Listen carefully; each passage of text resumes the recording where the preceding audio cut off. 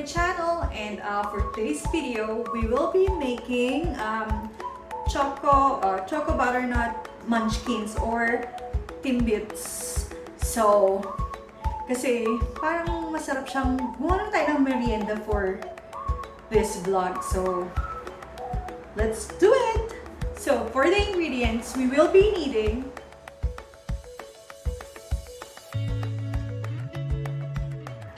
1 1/2 cup of all-purpose flour, 2 pieces of large eggs, 1 cup of evaporated milk, 1 teaspoon of vanilla extract, 1 cup of brown sugar, 3/4 cup of cocoa powder, 1 teaspoon of baking powder, 1 teaspoon of baking soda, and half a teaspoon of salt.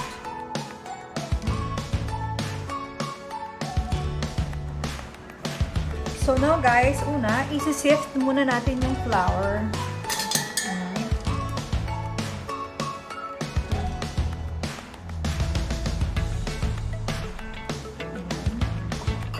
Sift muna natin siya.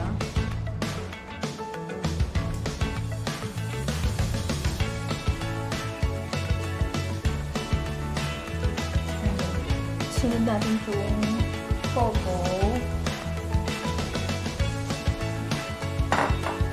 And then the baking soda.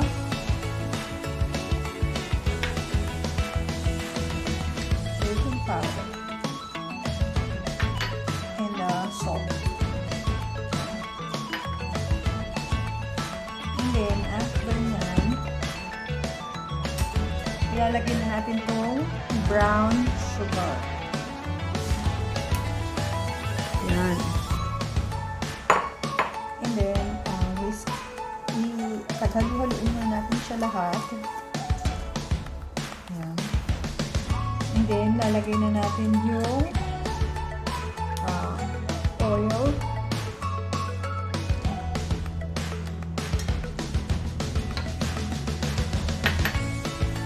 Yung dalawang itlog.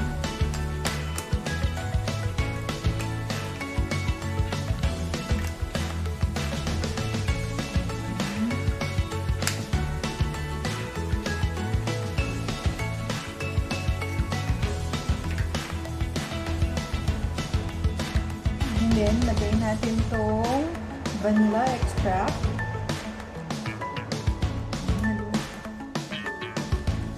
Lagay natin slowly. And lagay na natin itong milk.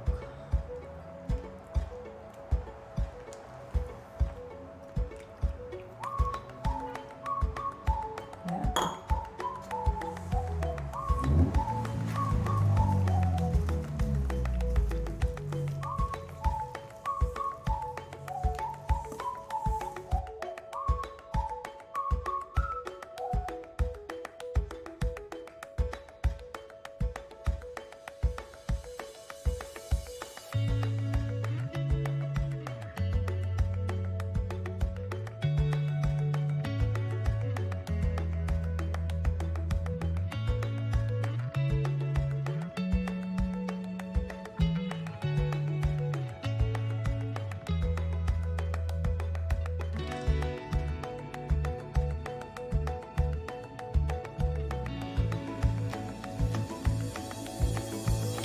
So, ngayon guys, ang gagawin naman natin is yung chocolate or yung ganache. So, naglalagay ako ng 1 teaspoon ng butter para sa chocolate. And then, i-melt natin siya. So, guys, naka-low fire lang siya. Pag nag-melt na yung konti yung pinaka-butter nyo, lalagay na natin yung milk.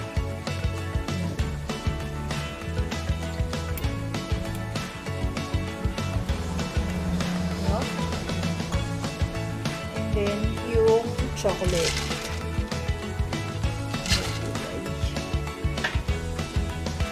So, 1 cup chocolate yun.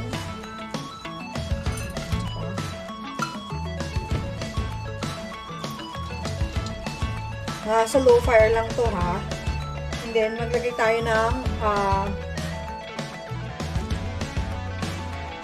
confectioner sugar, 1/4 cup.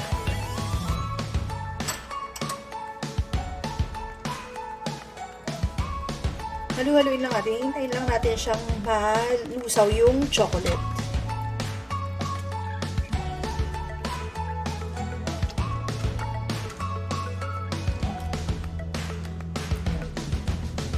Kailangan low fire lang para maganda yung pagkaka-melt ng chocolate.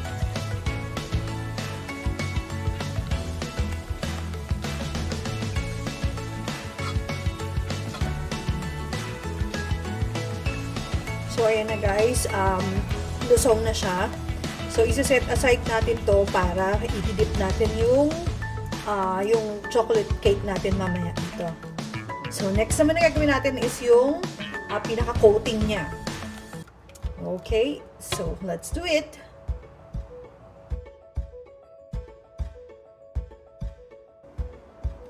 So, for the streusel, we will be needing 1/2 cup of butter, 1/2 cup of powdered milk, 3/4 cup of white sugar, 1 cup of desiccated coconut, 1 cup of flour, and 1 tablespoon of orange food color. So ngayon guys, ilalagay na natin yung butter.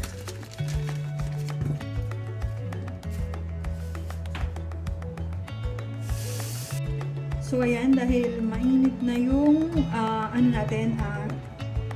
butter, lalagay na ngayon natin. Ito yung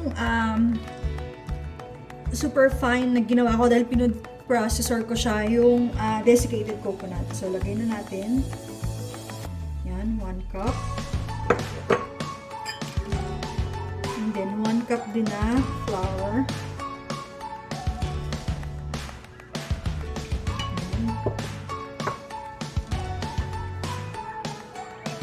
And then 1/2 cup of powdered milk. Yes. And yung ating sugar.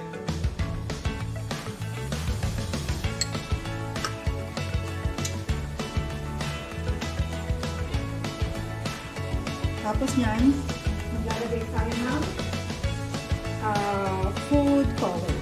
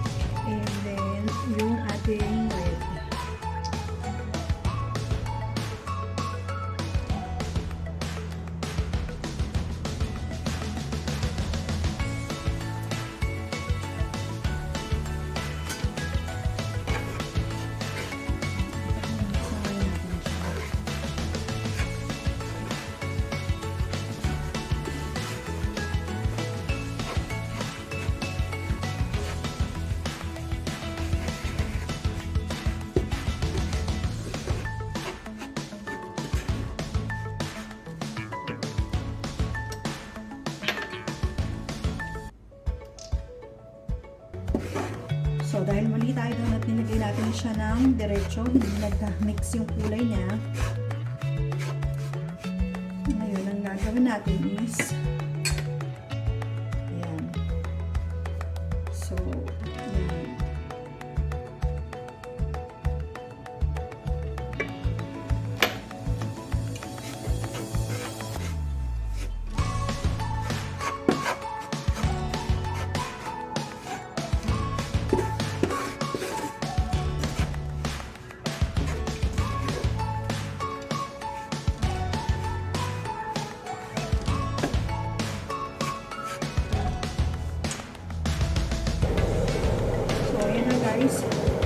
Hindi ko na-achieve yung sobrang orange kasi hindi ko na-achieve yung sobrang orange kasi dapat pinagsama ko pala muna yung red and yellow bago ko i-bungos dito ng direkta. Kung gusto yung yellow ko na food color, so hanggang ganyan na lang kaya nang i-achieve. Pero pwede na din yan. Orange naman.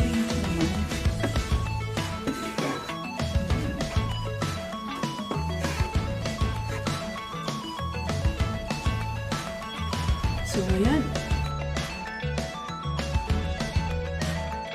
So, ngayon guys, ang gagawin naman natin, i-assemble na natin lahat. So, ito na yung cake. Ayan. So, hanggat mainit pa siya, i-crumble na natin siya. So, ayan. Ito na yung cake.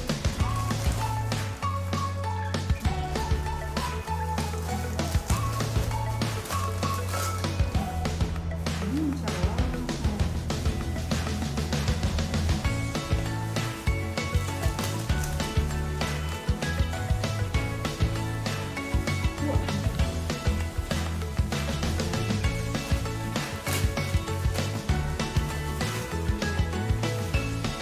Bakit natin siya pinrounds habang mainit pa? Para moist pa din siya. At saka, madaling ma-mold.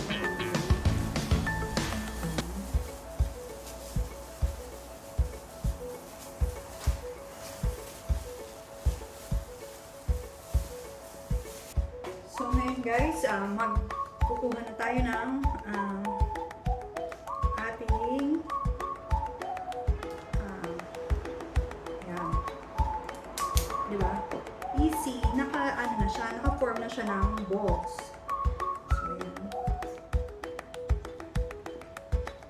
I-repress lang natin siya ng konti para talagang fair na fair.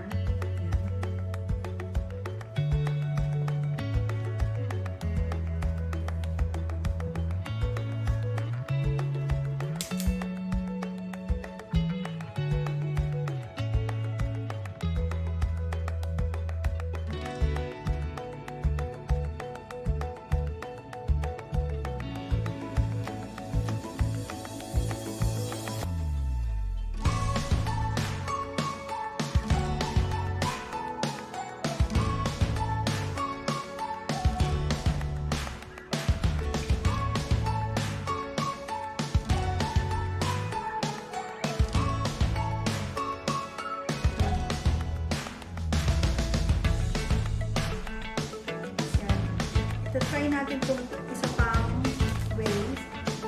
So,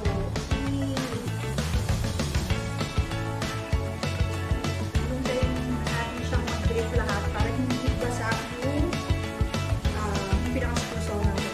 So, try natin.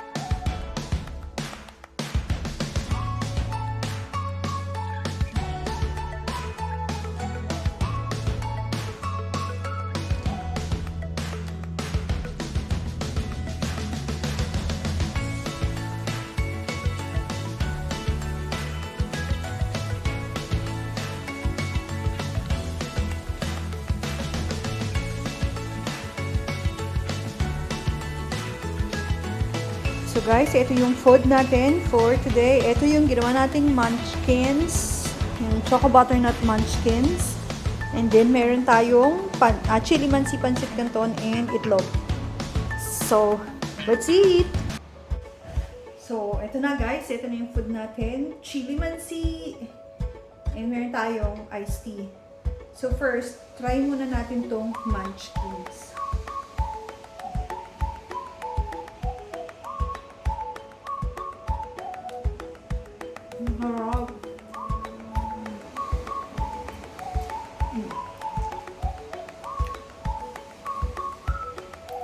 moist yung loob niya.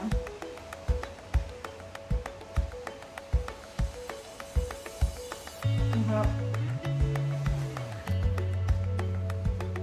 Ang sarap ng prawns.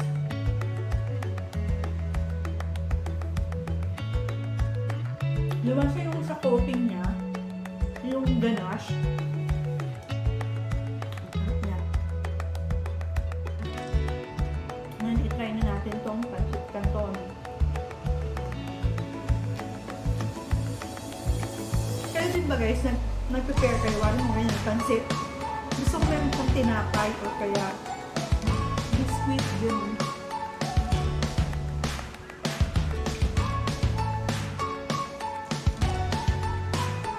Ako ganun ako.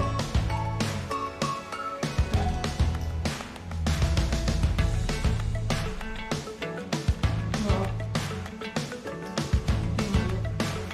And by the way guys, ang nagawa ko na munchkins is 32. Pero malalaki masyado yung gawa ko. If parang siguro mga 3/4 ng gawa ko or kalahati, yung ganun lang siguro yung dapat na size ng munchkins. Pero masarap siya.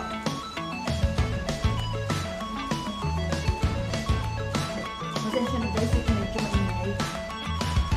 Puputol ng puno yung kapitbahay namin sa baba.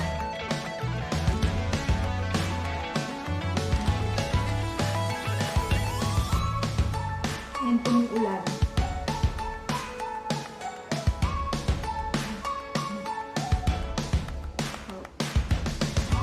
Ang sarap.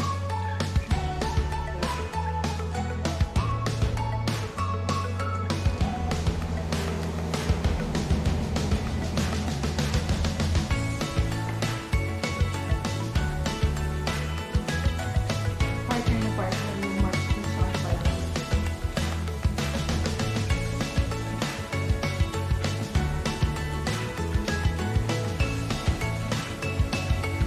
Ang sarap.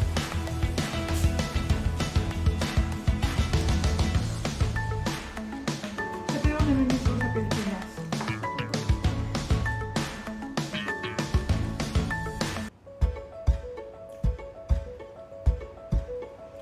Pero hindi ngayon kasi nagawa ko na. Pero yan, donuts.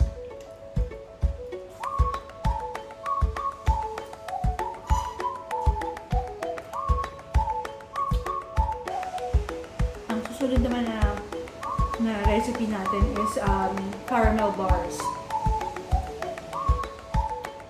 Maganda siya inegosyo sa Pasko. Yung mga ganitong munchkins, or yung caramel bars, ano to doon? Chocolate crinkles, yung ganyan. So, tatapusin ko lang to. And maybe kukuha pa ako ng isang choco butternut. And that's it. So, that's for today's video guys. And yung next video is yung caramel bars. And then after that, yung next video is cherry picking. Yeah. Punta kami sa cherry farm. Parang cherry picking. Tapos yun, isasama ko kayo kung saan kami pupunta. So, see you in the next vlog. Bye!